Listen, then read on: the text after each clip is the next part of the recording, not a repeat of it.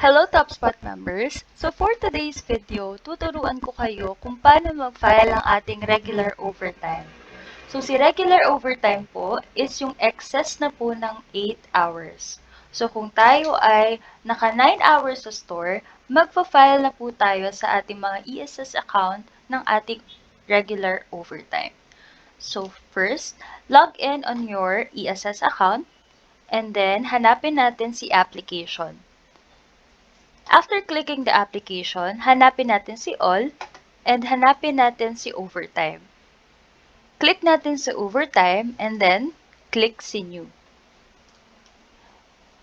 So for applicable date, iselect lang natin yung araw na meron tayong overtime. So for example, ako ay may 2 hours na overtime noong March 20. So dito po tayo magpa-file sa OT after the shift. So, ang filing na po dito is yung start ng ating overtime. So, kung tayo ay dumuty from 8 a.m. hanggang 7 p.m., ang start na po ng time in natin dito is from 4 p.m. hanggang 7 p.m.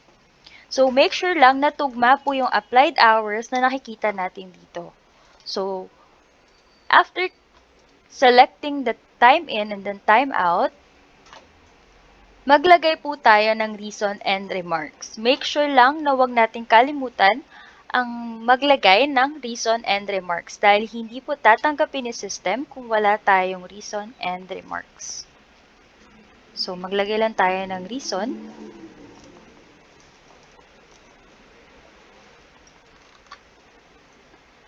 And then, sa remarks po, ilalagay natin dito kung saang store po tayo nag-duty.